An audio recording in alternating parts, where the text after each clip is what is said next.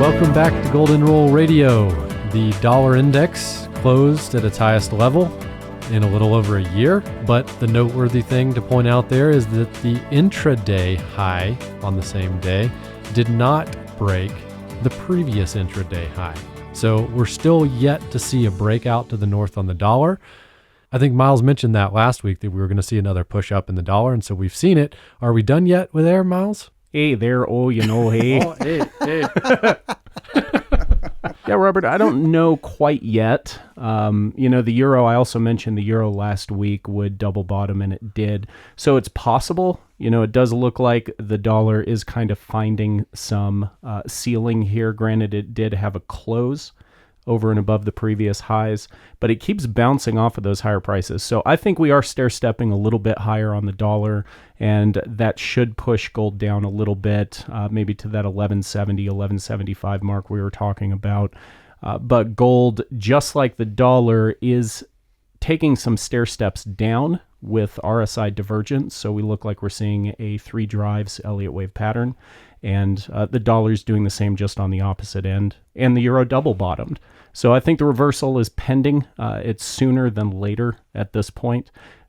Is that going to be a trend reversal? We certainly don't know, but it should at least reverse prices in both markets for a period of time. Looking a little closer at the dollar, last year's decline on the dollar, the large decline from about 103 down to just below 90, we pointed out a trend line that it broke down in the mid-90s. It was along the bottom end of the lows, and when it broke down there, it fell apart. The dollar did, down from the mid-90s. We'll draw that trend line on this chart so that you can see where we're now coming back up into it. And I would say that probably that trend line is going to be pretty powerful on the ceiling side of it. Yeah, how short a lot of our memories tend to be. I mean, we forget just what happened 10 years ago. I see a lot of similarity in how the precious metals are moving and how the US dollar is moving, certainly in how the equities market is moving prior to the previous crashes. The reality, unfortunately, is that all good things come to an end, and thankfully, on the flip side of that as well. So I still wonder, are we going to see higher Dow prices? I still wonder, are we going to see higher dollar valuations? I think this is a time in the market where we need to go back to the, I can't believe I'm going to say this, fundamentals, not technicals, and just remember that all in all, Congress still borrows money to cover the windfall of government spending, and we're not the only country that does that. As the dollar loses value long-term in terms of purchasing power, granted the DXY may be going up, or the dollar pairs could be going up short-term, I'm still paying 3 times what I paid for gas 15 years ago, 20 years ago. And we're still paying 3 times what we paid for food 15, 20 years ago. And gold is still 3 to 4 times the price it was 15, 20 years ago when I came to work here. So fundamentally, I honestly could care less what these price movements up and down do. I mean, I want to make money. Everybody wants to make a little bit of money. Everybody wants to invest prudently and sometimes invest aggressively.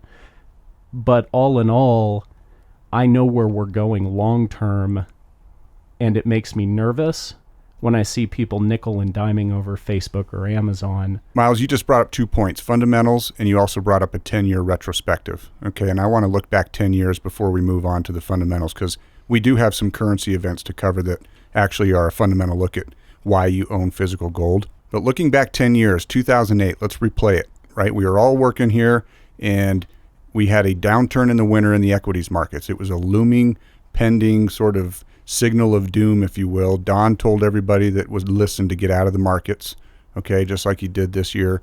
And then you end up seeing a little bit of summer strength. You see some gold weakness. And what ends up happening, the equities markets crash later that year. The spot price of gold actually turned down immediately because the dollar rallied.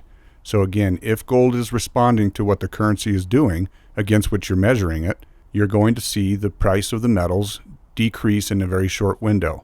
What also happened was premiums immediately shot up in the physical market. So we've been talking about premiums. Now is the time to step into the premium market. We've been talking about the equities topping. I don't know if that makes you guys think of something else from 2008 that we can replay here real fast. Well, it's funny you mentioned that, and we didn't plan this, but just this morning, you and I were looking at some positions and some clients' accounts picked up back in like 2008, 2009. So we looked at the price of gold, which was in the 700s in December 2008, and you had a very nice coin like an MS-63 Liberty selling for around $1,300. So around, an 80% premium over gold. 2.5 months later in February, gold had jumped up to $900, and that coin had gone to $2,400-$2,500. So you can see that type of spike in the price in a very, very short period of time because it's a small market. See, a lot of people don't realize, and you alluded to the 2008, 2009 crash. We saw what it did to those premiums. As gold went up 20%, premiums doubled. Well, we saw it on the other side too. When that crash started, because of the leverage in the paper gold market, in the futures and options contracts, and the ETFs, the price of gold, a lot of people forget this, went from $1,050 to $650 before it went to almost $2,000. Adding on to that specific coin, I remember that coin getting to about 3,300 in December 2009. I think it peaked around 3,300. That's right. That's like 170% premium at the time. When that coin was a $3,300 coin, gold was at $1,200. Right now we're looking at gold again at $1,200, and that coin is under $2,000. What does that tell you? What can we take away from that? Well, I think it has a lot to do with the sentiment right now. Right now, I think it's fair to say that Americans are not fearful and aggressively buying gold. On that end of the spectrum, when there wasn't a last crisis in 2008, which is the time frame that you guys are looking at, Americans were willing to buy gold, and when they were buying certain coins, those premiums shot up. Well, we have about the opposite of that right now, where Americans are not fearful. They're not buying gold for the most part. And so those premiums are at an all-time low. No, that's right. And we're not day traders, right? I mean, the fact of the matter is we're not going to sit there and tell you to be selling your physical metals right now. You have to move counter to this market sentiment that Robert's alluding to. You have to know that when everybody's wanting to sell is when you should be buying. And when everybody's buying is when you should not be buying. You're either holding and waiting or you're selling. And so one of the fundamentals is exactly that. Go counter to the market sentiment when you're approaching your portfolio, especially from a hedge standpoint. Yeah, I think it'd be fair to say that at that time in 2008, 2009 timeframe, when that coin was trading at $3,000, it probably wasn't a good time to be buying it. That's but right. How many people were standing in line, seriously, with money on deposit at our company, waiting to buy the next batch of those types of products? Now we see almost the exact opposite. So if you're going to take something away from this conversation back and forth, while sentiment is negative on the gold market, now is the time that you should be buying, not when everybody else is trying to stumble over themselves to buy it, because that's when the premiums are going to shoot up. And that is a key point. And that's another thing that I'll say on this 10-year look back. Don't forget silver. Remember, we couldn't get 100-ounce silver bars? We could get 1,000-ounce silver bars.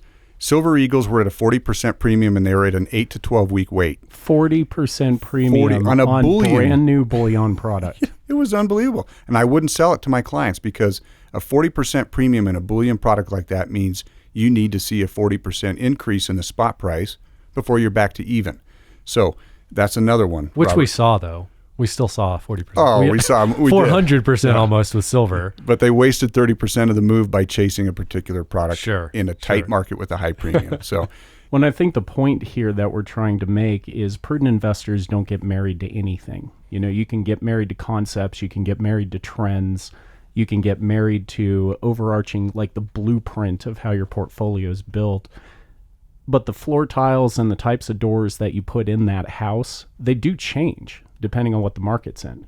That's why we have discussed for years the idea of buying into value, buying rare coins when they're in incredibly discounted prices, buying silver when the gold to silver ratio is at a substantial high, buying platinum or palladium depending on how those prices have varied. And here's one, swapping some gold into the Dow through, say, our wealth management program, when PE ratios are back down at 10 and the gold to Dow ratio is at 2 or 3 or 4. So let's jump back here for a sec into the fundamentals. Both of you alluded to money printing. Okay, nobody's talking about the fact that we're at $21.3 trillion in our national debt. Maybe it's because of President Trump, and nobody wants to speak badly about him in our sphere of influence. But the fact of the matter is 21.3. You guys, it's up over $1.5 trillion since he took office. That is a fundamental reason to own gold. Miles, you talked about who cares what the DXY is doing?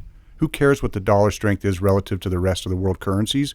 You have lost purchasing power. Yeah, so the bottom line is the U.S. government is broke, and there are two options, I think. One, inflate, which is what they've been doing, or the other one, default. I mean, what other option do they have? Well, that wouldn't happen in 2018 or 2019, Robert. Well, what does it matter? I mean, That's we're so why jaded our to this. republic. Well, and who do you default to? You default to the euro? They're doing the same thing we are. Do you default to the SDRs and the IMF? It's like 45% US dollars anyway. Who's Venezuela going to default to? Who's Iran going to default default to? So I say it in jest, but the fact of the matter is we're seeing a modern day example right now. I know we've given you sort of monthly updates on the Venezuelan inflation rate, but do you know that gold is up 3 million% in the Bolivar this year? Okay, and so as soon as you start to think, oh, should I be selling my gold? What you're saying is you have the utmost trust and faith in the U.S. dollar as a currency, as a fiat currency. They all fail. They always have. And ours is no different. It's just a matter of timing, or is there a default or a reset? Well, I think the sentiment is that we can keep doing this forever. It doesn't seem like the vast majority of Americans think it's going to matter. But I would be willing to take the other side of that bet. If they want to think that we're in this whole new brave world that just everything is not going to matter with the debt, I beg to differ. Yeah, and when you start thinking about selling your physical ounces, just check and see what it's worth and what it's done this year in the Russian ruble, in the Iranian rial, in the Venezuelan bolivar. Okay, that's all you have to do in order to reaffirm as to why you're owning physical precious metals. You know, Tori, you mentioned Iran. Speaking of Iran, the Iranian government is actually minting their own gold now and encouraging their citizens, taking a chapter out of the Chinese book from a few years ago, encouraging their citizens to denominate in precious metals as opposed to foreign currencies. And that's mainly because they don't want their citizens moving out of their currency and into another currency, which would hurt the real. So out of kind of self-preservation or self-interest from the government of Iran, they're encouraging their citizens to do the right thing, is what I would consider it. Can you imagine our own central bank recommending that we not buy foreign currencies and we buy gold instead? That'll be the day. So we'll see if that occurs. Wait, are you guys talking about the free flow of capital? So that's going to about do it for Golden Rule Radio this week. We thank you all for stopping by. If you liked what you heard, click the subscribe button, ring the bell to get notifications. Head on over to Twitter at ICA Gold or Facebook, McAlvany Financial. Anytime, stop by our website, McAlvanyICA.com, or give one of us a call if you've got some questions or want to talk about your metals portfolio. We can be reached at 1-800-525-9556. Thanks as always for listening, and have a good week.